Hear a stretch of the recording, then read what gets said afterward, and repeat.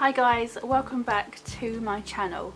Today's video I'm going to take a little break from doing the Plastic Free January, and I just wanted to sit and talk with you guys today. It's a video that I've been wanting to do for some time now. It's taken me a big leap of faith to actually sit and just talk, and just for you guys just to get to know a little bit more about me. Today I wanted to just clarify what's been going on. If you are a subscriber to my channel or you are a regular viewer, you can see that my videos are all over the place currently, and I've been offline for some time as well. So I just wanted to sit and explain to you what's been going on and what happened in 2019. So I don't want to go into too much of doom and gloom of the previous year. However, I do want to just get some things off of my chest and just sort of move forward from it, and so I can start again in 2020 with you guys.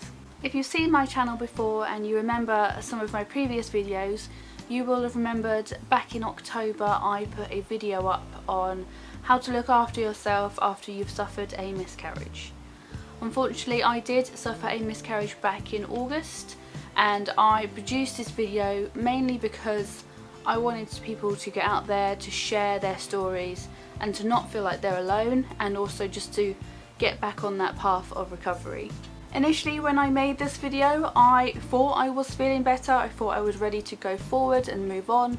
However, I felt like I'd rushed myself, and that's exactly what I did. I rushed myself into making myself feel better and to just move forward, when in reality I actually still was not back to myself. I still wasn't feeling any better, and it still bothered me a lot. However, I had put this face on, this front on, to make people think that I was okay, and just to not bother them with how I'm feeling, and just to try my best to move forward.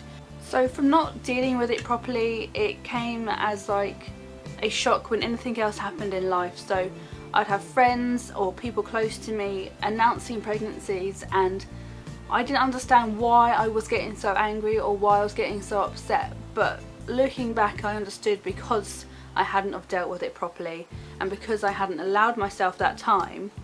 That's why I was feeling that way. So I was forcing myself to make myself feel a lot better than I actually was, and it showed. It showed with how I was acting with people I loved and people close to me.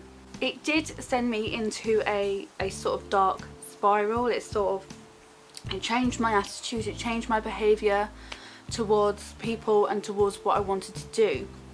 So I stopped painting for quite a long time. I was very up and down with my content on YouTube. Another video I had uploaded back in November.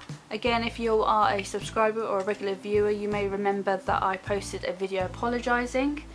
I was apologising for the lack of content, and also saying that I was going to close my painting business, as well as reduce the amount of videos that I was putting on YouTube. Now this was all because of a big surprise, a new adventure that we were starting, but I didn't want to say what it was at the time because I didn't want to jinx it. In reality, we were due to move house. We had purchased and sold our house and purchased a new one to move into before Christmas. So a little bit of background, earlier last year in about April time, we first put our house up for sale, and within a couple of months we had found a buyer and it was going through, and we'd found a house. However, that buyer dropped out and we lost the house that we wanted to buy, so we had to go back up on the market again. Fast forward to September, October time, we received another buyer, and this time the paperwork went through really fast. It was getting right to the end. We were about a week away from exchanging our contracts. We were due to move into our brand new house that we absolutely fell in love with just a couple of weeks before Christmas. We were due to move. Our buyer pulled out, so we had lost the second house that we wanted to buy, and also the buyer for our house, which meant that we were still in this house. And on the face of it, it doesn't seem that bad, but in reality it was 2 weeks before Christmas and our whole house had been boxed up. So it put like a huge amount of stress on us and how we were feeling, and it just felt like what else could go wrong, sort of thing. It is distressing. So if you've ever been through a house sale or a house purchase, it's a really stressful process to go through, and unfortunately the second time that's happened to us in 1 year. So like, it was going to be our reset, like our reset button for all the bad luck we've had previous. Like, this was going to be our fresh start, and we could make new videos. I was going to make videos on decorating, I was going to do Christmas videos, I was going to do cooking videos in my brand new kitchen. I had it all planned out. Like, I was going to have my own studio for my painting. We had all these plans ready to go.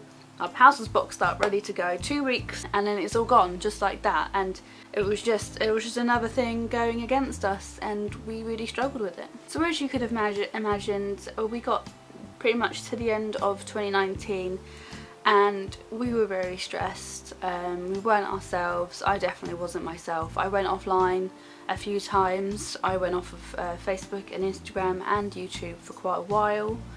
And also this stress has sort of just been building up, because like I said before, I was pretending I was okay with the baby loss, and the same with the house, with friends and family. We were pretending we were okay, but in reality it was causing a lot of stress for us. I got extremely stressed, and I actually got quite unwell just before Christmas, and it did transpire that it was the stress that was causing me to be really unwell actually, and it was an overwhelming sense of I'm actually really unwell and I don't know why. And it only took a few months to realise that, wow, stress can really affect you, and it did. It affected me quite badly, and how it made me feel, and how I was looking after myself. I was gaining weight, I was sleeping, I was just eating anything I wanted. I felt so sorry for myself. I just didn't want to go out, I didn't want to see anybody.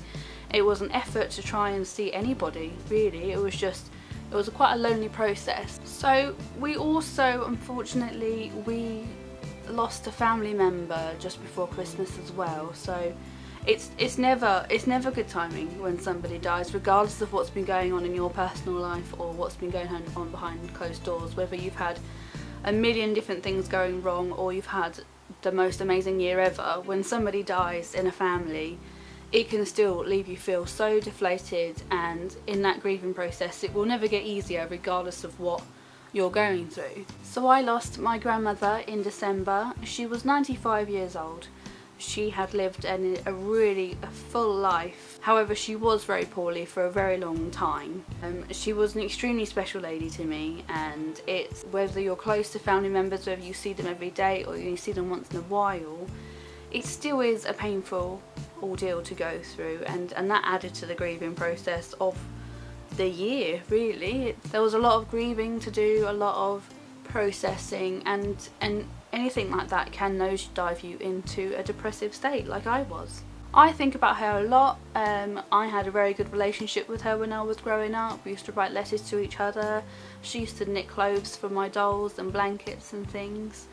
And I have fond memories of my grandfather as well, so it gives me peace knowing that they are together again, because they were childhood sweethearts, and it showed. Like, I remember them being together. And so over the Christmas and New Year period, we both allowed ourselves like a grieving period, a time of like hibernation, so we could feel sorry for ourselves. We could just stay indoors for days on end and just be together, and we really needed that. Like, that was an important point for me. Like, we took a step back from social media. I didn't post any videos. Anything I did around Christmas, it was just a firework display. It was nothing huge. I didn't even show my face. It was just something to put up there. And again, I just did it to, I don't know, to just upload any old thing just to keep it going. But it didn't get many views because it wasn't a good video, because my heart wasn't in it. And it's what we needed. We wanted to just stop and just reflect and prepare ourselves to restart once again in the new year. So my focus this year is back on the positivity, back on looking after myself and starting afresh. I know lots of people do that in New Year's, and it can be quite, I don't know, repetitive. You see people with New Year's resolutions. However, it's not every day that you get a new decade to start again, and for me this was an almighty push to just try again, because we had such an awful 2019 that we wanted to regain control and just start again and start afresh and have a more positive outlook. So I have started my new videos on going plastic free. That's just going to be the start of what I want to do and what projects I want to work on, because I do want to be in an environment where we look after each other, we're reducing our toxins, we're looking after the planet, and we are reducing our plastic waste and our waste in general, and also ourselves, reducing chemicals and toxins from anything that we use every day. And we're just trying to be a better versions of ourselves, because it's 2020 now. On top of focusing on environmental change and toxins and health and lifestyle, I'm hoping to bring you more honest and open vlogs like today, because that's the sort of thing that I watch when I watch the people that I've subscribed to. I want to know what people are doing, I want to know what's going on in their lives, and if anything, it gives me a sense of normality when I watch other people and they tell me their struggles or what they've been going through. Like, we're part of a community, and it's the year 2020, it's the year of social media, it's the year of oversharing, and it's down to you whether you want to take it in the good light or the negative light. And I want to go forward in the good light, and I want to be seen as doing my very best and just being the most positive person I can be, whilst looking after myself as well. So thank you so much for watching, for listening to me. If I've reached you, or if you've agreed with anything I've said, or if you've been through something similar to me, let me know. Drop it in the comments below, give me a like, or you can even DM me and follow me on social media. Having this YouTube channel has pushed me to do more things, to be more confident, and to be better in myself, because it's not easy. That starting point of starting a YouTube channel is quite difficult, and it's really daunting, and it's taken me like 3 goes just to film this video today. So if you're interested in doing something like this, I would just recommend just to go for it, because it does give you the drive, it does give you that push to just do more and try more things and just get out there in the community. Once again, thank you so much for watching, and I will see you in the next video.